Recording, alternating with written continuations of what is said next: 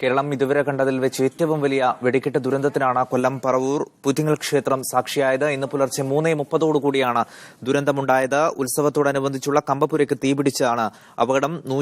ഏകദേശം 245ഓളം പേർക്ക് സംഭവത്തിൽ പരിക്കേറ്റു. ഈ പരിക്കേറ്റവരുടെ എണ്ണം കൂടും എന്നുള്ള വിവരമാണ് ലഭ്യമാകുന്നത്. ക്ഷേത്രത്തിന് തെക്കുഭാഗത്തുള്ള കമ്പപ്പുര, കോൺക്രീറ്റ് കമ്പപ്പുര പൂർണ്ണമായും തകരുകയും ചെയ്തു. ഇതും ദുരന്തത്തിന്റെ വ്യാപ്തി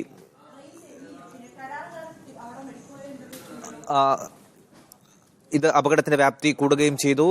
ജില്ലാ ഭരണകൂടത്തിന്റെ ഭാഗത്ത് നിന്ന് അനുമതിയില്ലാതെയാണ് ഇത് നടത്തിയത്. നേരത്തെ അനുമതി നിഷേധിച്ചുകൊണ്ടുള്ള ഉത്തരവടക്കം ഇപ്പോൾ ലഭ്യമായിട്ടുണ്ട്. അത്തരം വിവരങ്ങൾ നൽകാൻ കെ സജീഷ് ഉണ്ട്. വിവരങ്ങൾ നൽകാൻ സജീഷ്, നേരത്തെ തന്നെ ജില്ലാ കളക്ടർ പറഞ്ഞതാണ് അനുമതി നൽകിയിട്ടില്ല, ഇത്തരത്തിൽ മത്സരക്കമ്പം നടത്തരുത് എന്ന രീതിയിൽ. അത് കളക്ടർ തന്നെ നേരത്തെ സൂചിപ്പിച്ചിരുന്നു.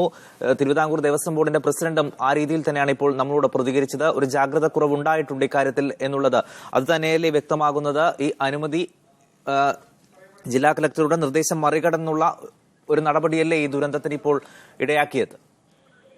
തീർച്ചയായിട്ടും സായി, ഈ മത്സരം, ഈ കമ്പക്കെട്ട് മത്സരത്തിനുള്ള അനുമതി തേടിക്കൊണ്ട് ഈ പുറ്റിങ്ങൽ ക്ഷേത്രം ഭാരവാഹികൾ, ദേവസ്വം ബോർഡ് ഭാരവാഹികൾ ജില്ലാ ഭരണകൂടത്തിന് അപേക്ഷിച്ചിരുന്നു. പക്ഷേ ജില്ലാ ഭരണകൂടത്തിന്റെ അന്വേഷണത്തിലാണ് ഇത് സാധാരണ വെടിക്കെട്ടല്ല, പകരം മത്സര കമ്പക്കെട്ടാണ് നടക്കുന്നതെന്ന് ബോധ്യപ്പെട്ടു. ഇതിന്റെ പശ്ചാത്തലത്തിൽ ഇന്നലെ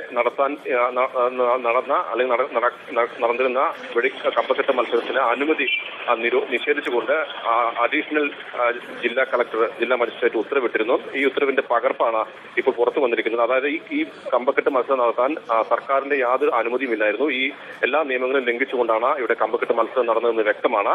അതുകൊണ്ട് തന്നെ വളരെ ശക്തമായ നിയമ നടപടികളിലേക്കാണ് സർക്കാർ പോകുന്നത്. സ്ഫോടക വസ്തു നിരോധന നിയമപ്രകാരമുള്ള നിയമ നടപടികൾ ഈ കമ്പക്കെട്ട് മത്സരത്തിന് ഉത്തരവാദികൾക്കെതിരെ എടുക്കാനാണ് സർക്കാർ ഒരുങ്ങുന്നത്. സായി, സജീഷ്, നേരത്തെ ശ്യാം നൽകിയ വിവരപ്രകാരം എല്ലാ വർഷവും ഇത്തരത്തിലുള്ള മത്സര വെടിക്കെട്ട് അവിടെ നടക്കുന്നുണ്ട് എന്നാണ്. അങ്ങനെയെങ്കിൽ മുൻവർഷങ്ങളിലെ വെടിക്കെട്ടിനെ കുറിച്ചും അന്വേഷണം പോകില്ലേ? ആരാണ് ഇതിന് അനുമതി നൽകിയതെന്ന് സംബന്ധിച്ച് കാര്യങ്ങൾ കൂടുതൽ ഗുരുതരമാവുകയല്ലേ ഇനി ചെയ്യുക? തീർച്ചയായിട്ടും സായി, കഴിഞ്ഞ വർഷങ്ങളിലുമെല്ലാം തന്നെ ഈ കമ്പക്കെട്ട് മത്സരമായിട്ടാണോ ഇവിടുത്തെ വെടിക്കെട്ട് നടന്നതെന്ന് കൂടി സർക്കാർ ആലോചിക്കും. കാരണം ഇപ്പോൾ ഉണ്ടായ ദുരന്തം ഒരുപക്ഷെ സംസ്ഥാനം കണ്ട ഏറ്റവും വലിയ ഒരു വെടിക്കെട്ട് ദുരന്തമാണ്. ഈ ദുരന്തത്തിലേക്ക് നയിച്ചത് ഇത്തരത്തിൽ നിയമലംഘനം നടത്തി ദേവസ്വം ബോർഡ് അധികാരികൾ തന്നെയാണ് എന്ന് കൃത്യമായൊരു ബോധ്യമാണ് ഇപ്പോൾ പുറത്തു വന്നിരിക്കുന്നത്. ഏതെല്ലാം രീതിയിലുള്ള സാധാരണ രീതിയിൽ സർക്കാർ അനുമതി കൊടുത്തു കഴിഞ്ഞാൽ അതിന് സുരക്ഷാ ക്രമീകരണങ്ങളും വിലയിരുത്തുന്നതാണ്. ആവശ്യമായ സുരക്ഷാ ക്രമീകരണങ്ങൾ ഒരുക്കിയ ശേഷം മാത്രമേ ഇതിന് അനുമതി കൊടുക്കുകയുള്ളൂ. മത്സര കമ്പക്കെട്ടാകുമ്പോൾ അതിന് എല്ലാ അപകട സാധ്യതയും സർക്കാർ തിരിച്ചറിഞ്ഞിട്ടുണ്ട്. അതുകൊണ്ട് തന്നെ അത് നടത്താൻ കഴിയില്ല, അത് അനുമതി നൽകാൻ കഴിയില്ല എന്നാണ് ജില്ലാ ഭരണകൂടം അറിയിച്ചിരുന്നത്. മത്സര കമ്പക്കെട്ട് നടക്കുമ്പോൾ അപകട സാധ്യത വളരെ കൂടുതലാണ്. ഓരോരുത്തരും മത്സരിച്ച് തന്നെ വലിയ തോതിലുള്ള സ്ഫോടക വസ്തുക്കൾ, പടക്കങ്ങൾ ശേഖരിക്കുകയും അത് പൊട്ടിക്കുകയും ചെയ്യും. അത് അപകട തീവ്രത വർദ്ധിപ്പിക്കാൻ ഇടയുണ്ട് എന്ന് തന്നെയാണ് ജില്ലാ ഭരണകൂടം വ്യക്തമാക്കിയത്. അതുകൊണ്ട് തന്നെയാണ് ഇതിന് അനുമതി നേരത്തെ തന്നെ നിഷേധിച്ചത്. സാധാരണ രീതിയിൽ വെടിക്കെട്ടാണെങ്കിൽ അനുമതി നൽകാൻ കഴിയുമെന്നാണ് ജില്ലാ ഭരണകൂടം അറിയിച്ചത്.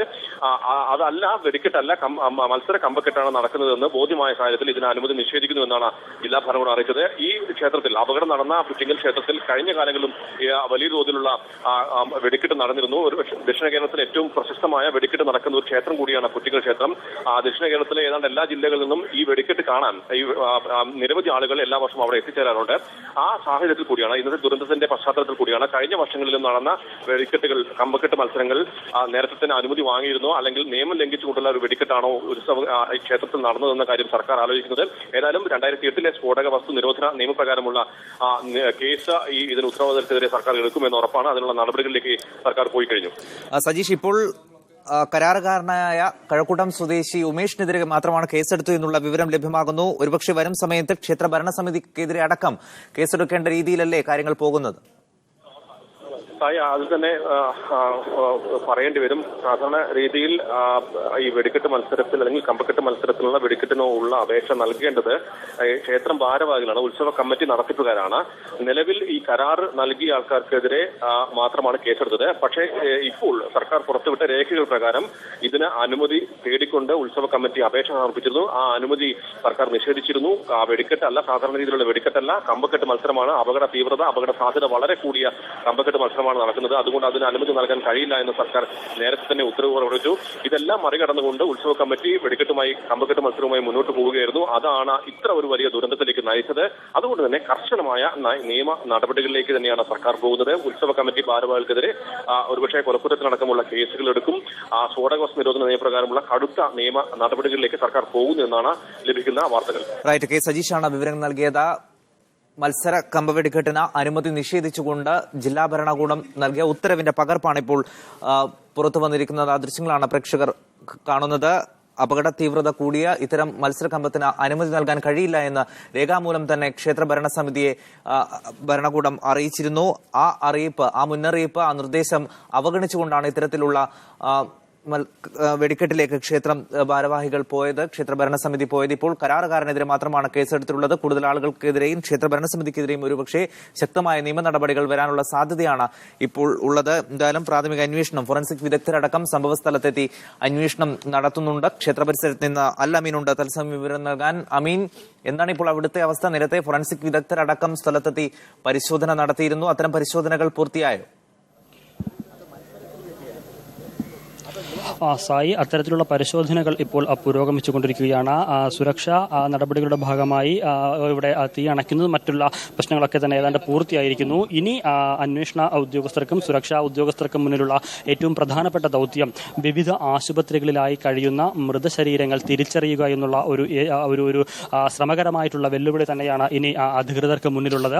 കാരണം നിരവധി ആളുകൾ ഇത്തരത്തിൽ മരണപ്പെട്ടു. ഇപ്പോൾ സംഭവ സ്ഥലത്ത് നമുക്ക് ദൃശ്യങ്ങളിൽ കാണുന്ന 2 ആംബുലൻസുകൾ കാണുന്നുണ്ട്. ഇതിൽ കാണുന്നത് ചാക്കുകളിലും മറ്റും ശരീരത്തിന്റെ അവശിഷ്ടങ്ങൾ മൺവെട്ടിക്ക് കോരി കൂട്ടിയിട്ടിരിക്കുന്ന ഒരു ഹൃദയഭേദകമായിട്ടുള്ള ഒരു കാഴ്ച തന്നെയാണ്. അത്തരത്തിൽ ഛന്ന പോയിരിക്കുന്നു ശരീരാവശിഷ്ടങ്ങൾ. മരണപ്പെട്ടവർ ആരാണെന്നോ എന്താണോ എന്നോ തിരിച്ചറിയാൻ കഴിയാത്ത വിധത്തിൽ പലരുടെയും തലയും ഉടലും വേർതിരിഞ്ഞു പോകുന്നൊരു സാഹചര്യം ഇപ്പോൾ നമുക്ക് കാണാം. ഇതിനകത്ത് പല ഭാഗത്തായിട്ട് ഇത്തരത്തിൽ മൺവെട്ടുകളുമായി ഉദ്യോഗസ്ഥർ നടക്കുകയാണ്. കെട്ടിടത്തിനടിയിലും സംഭവ സ്ഥലത്ത് നിന്ന് വിവരങ്ങൾ നൽകിക്കൊണ്ടിരിക്കുന്ന അമീൻ, ഞാൻ വളരെ പെട്ടെന്ന് തന്നെ തിരിച്ചു വരാം. ഇപ്പോൾ ടെലിഫോൺ ലൈനിൽ ശ്രീ വെങ്കിടാചലം, അദ്ദേഹം ഇത്തരത്തിൽ ക്ഷേത്രങ്ങളിലടക്കം നടത്തുന്ന വെടിക്കെട്ട് നിരോധിക്കണമെന്നാവശ്യപ്പെട്ടുകൊണ്ട് നിരവധി തവണ കോടതിയെ സമീപിച്ച വ്യക്തിയാണ്. ശ്രീ വെങ്കിടാചലം, താങ്കൾ ഇത്തരത്തിൽ വെടിക്കെട്ട് നിരോധിക്കണമെന്നാവശ്യപ്പെട്ടുകൊണ്ട് നിരവധി തവണ കോടതിയെ സമീപിച്ച വ്യക്തിയാണ്. ഇപ്പോൾ അതിദൗർഭാഗ്യകരമായ സംഭവമാണ് കൊല്ലത്തുണ്ടായിരിക്കുന്നത്. ഒരുപക്ഷെ കേരളം ഇതുവരെ കണ്ടതിൽ വെച്ച് ഏറ്റവും വലിയ ദുരന്തം. ഇത്തരം നിർദ്ദേശങ്ങളും ഈ അപകട മുന്നറിയിപ്പുകളും അവഗണിക്കുന്നതിലുള്ള ഒരു മുന്നറിയിപ്പല്ലേ, അല്ലെങ്കിൽ അതിലുള്ളൊരു ഇതല്ലേ ഇന്ന് കൊല്ലത്തുണ്ടായത്?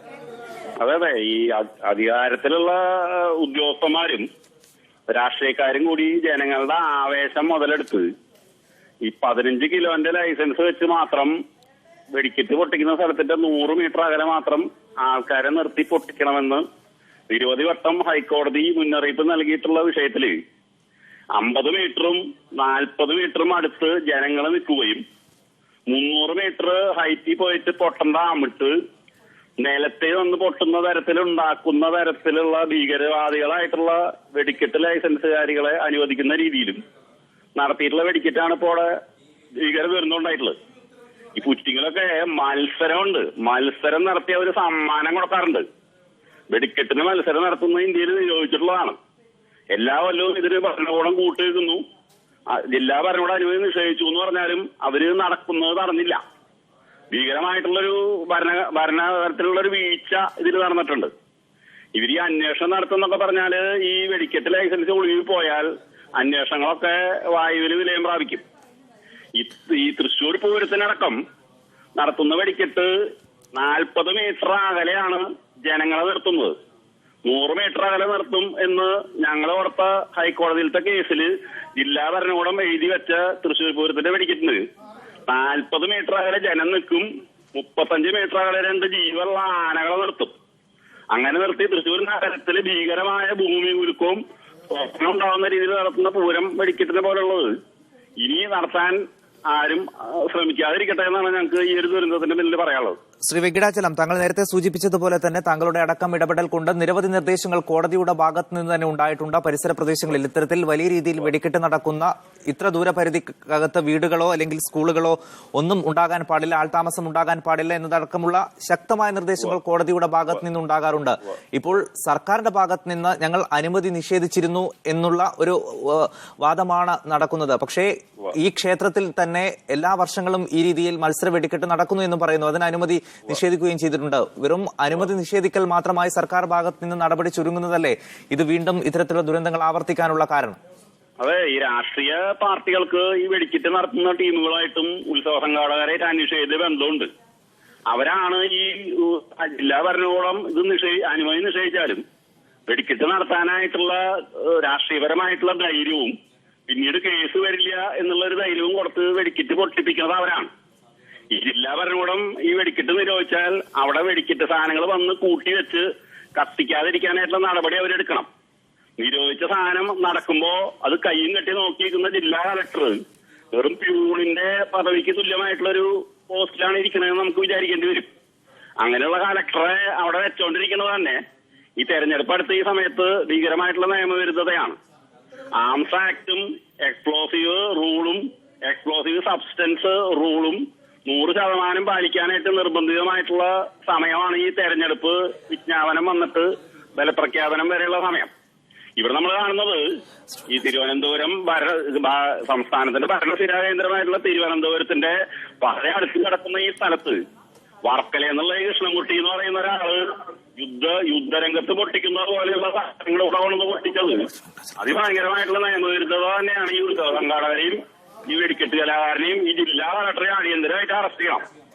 ശ്രീ വെങ്കടാചലം, ഒരു വ്യക്തതയ്ക്ക് വേണ്ടി ചോദിക്കുകയാണ്. ഇത്തരത്തിൽ ചെറിയ രീതിയിലാണെങ്കിലും വെടിക്കെട്ട് നടത്തുമ്പോൾ എന്തൊക്കെ മുൻകരുതലുകളാണ് നിയമപ്രകാരം ഈ ക്ഷേത്രം ഭാരവാഹികളും ഈ ജില്ലാ ഭരണകൂടവും ഒക്കെ സ്വീകരിക്കേണ്ടത്? ഒന്നാമത് ഈ വെടിക്കെട്ടിന് വേണ്ടി ഉണ്ടാക്കിയിട്ടുള്ള സാധനം മുകളിൽ പോയിട്ട് പൊട്ടുവാണെങ്കിൽ ആ മുകളിലേക്ക് പോയിട്ട് പൊട്ടാൻ സാധിക്കുന്ന വാണത്തിരി മാറ്റിയിട്ട് ഈ വെടിക്കെട്ട് സാധനം കുഴിയിൽ വെച്ച് പൊട്ടിക്കുമ്പോ 4 മീറ്റർ അകലെ ഡെസിബൽ മെഷീൻ വെച്ച് അളക്കുമ്പോൾ 125 ഡെസിബലിൽ കുറവ് സൗണ്ട് ഉണ്ടാവുന്ന വെടിക്കോപ്പുകൾ മാത്രമേ കത്തിക്കാൻ സമ്മതിക്കാൻ പാടുള്ളൂ. മാത്രമല്ല 300 മീറ്റർ അകലെ പോയി പൊട്ടിക്കുന്ന തരത്തിലുണ്ടാക്കേണ്ട ഈ അമിട്ട് 300 മീറ്റർ ഹൈറ്റിൽ പോയി പൊട്ടുന്നുണ്ടോ എന്ന് സാമ്പിള് എടുത്ത് പരിശോധിക്കണം.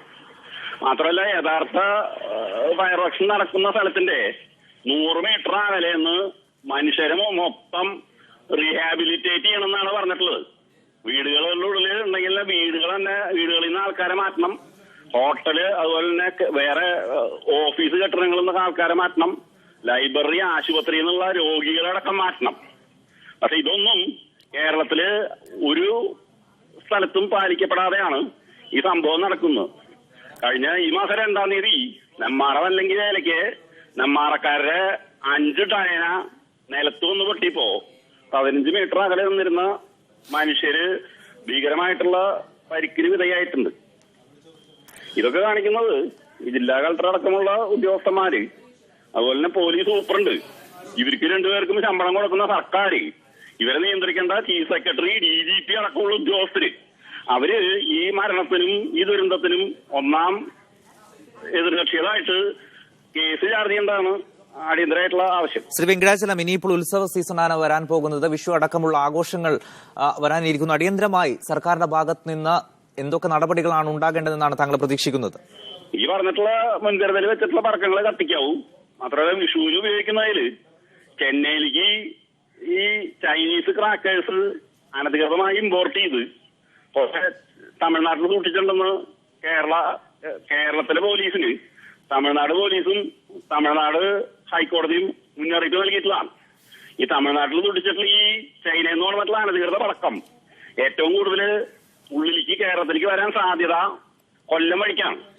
കൊല്ലത്ത് കഴിഞ്ഞ 3 കൊല്ലം ദീപാവലിയും വിഷുവും നടന്ന സന്ദർഭങ്ങളിൽ വീട്ടിൽ കത്തിച്ചിട്ടുള്ള നിരവധി പടക്കങ്ങൾ പൊട്ടിയിട്ട് 100-ലധികം പേര് ഒരാഴ്ചക്കുള്ളിൽ പല സ്ഥലത്തായിട്ട് മരിച്ചു എന്ന് പറഞ്ഞിട്ട് പത്ര റിപ്പോർട്ടുണ്ടായിരുന്നു. ഇത്തരം റിപ്പോർട്ടുകളൊക്കെ വരുമ്പോ സർക്കാർ വെറുതെ അത് വായിച്ചു കളയാതെ അടിയന്തരമായിട്ട് ഈ ചൈനീസ് ക്രാക്കേഴ്സ് കേരളത്തിൽ ഉപയോഗിക്കുന്നത് നിർത്താനും കേരളത്തിലുണ്ടാകുന്ന ഡൈനാമിറ്റും ഗുണ്ടും ഈ അമിട്ടും അടിയന്തരമായിട്ട് നിരോധിച്ച് അത് നടപ്പിലാക്കാനും സർക്കാർ മുന്നറിയിപ്പ് നൽകി ചെയ്തില്ലെങ്കിൽ നിരവധി പേര് അടുത്ത ദിവസങ്ങളിൽ നിരപരാധികളായിട്ട് മരിച്ചു തുടങ്ങുമെന്നാണ് ഞങ്ങൾക്ക് മുന്നറിയിപ്പ് നൽകാനുള്ളത്. ശ്രീ വെങ്കിടാചലം, ഈ വെടിമരുന്ന് ഉപയോഗം നിരീക്ഷിക്കാൻ പോലീസിൽ തന്നെ ഒരു പ്രത്യേക വിഭാഗത്തെ അടക്കം ഏർപ്പാടാക്കിയിട്ടുണ്ട്. പക്ഷേ അത്തരം നിയന്ത്രണങ്ങളോ അത്തരം ജാഗ്രതകളോ ഒന്നും ഉണ്ടാകുന്നില്ല എന്നുള്ളതല്ലേ ഇത്തരം ആവർത്തിക്കപ്പെടുന്ന അപകടങ്ങൾ സൂചിപ്പിക്കുന്നത്?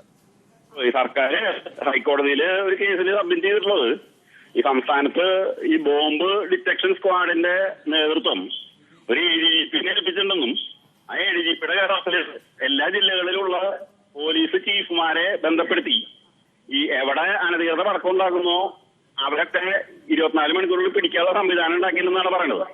പക്ഷേ ഞങ്ങൾ വീരാശപ്രകാരം എഴുതി വെച്ചൊരു മറുപടിയിൽ ഈ ADGPയുടെ പ്രധാന പരിപാടി സംസ്ഥാനത്ത് വരുന്ന VIP-കളെ എങ്ങനെ കേരളത്തിലെത്തിച്ച് തിരിച്ചയക്കാമെന്നുള്ളത് സംബന്ധിച്ച് കാര്യങ്ങൾ നീക്കലാണ് 24 മണിക്കൂറും ഈ ADGP-യുടെ വർക്ക്. ഇത് മാത്രമല്ല, ഈ കേരളത്തില് ഈ വെടിക്കെട്ടിന്റെ മൊത്തം സുരക്ഷ എത്തിച്ചുകൊടുത്തിട്ടുള്ളത് ഈ പോലീസ് ചീഫിനാണ് ജില്ലകളിലത്തെ. ആ പോലീസ് ചീഫുമാരും തന്നെ കെമിസ്ട്രി ഡിഗ്രി ഇല്ലാത്തതിനാല് ഈ വെടിക്കെട്ടുകാർ ഉപയോഗിക്കുന്ന കെമിക്കൽസ് പൊട്ടാസ്യം ക്ലോറൈറ്റ് ആണോ അല്ല വെറും ഉപ്പാണോ വെളുത്ത പൊടിയാണോ എന്ന് അന്വേഷിക്കാനായിട്ട് അവർക്ക് യാതൊരു വിദ്യാഭ്യാസ യോഗ്യതയില്ല, ടെക്നിക്കലായിട്ട് യാതൊരു യോഗ്യതയില്ല.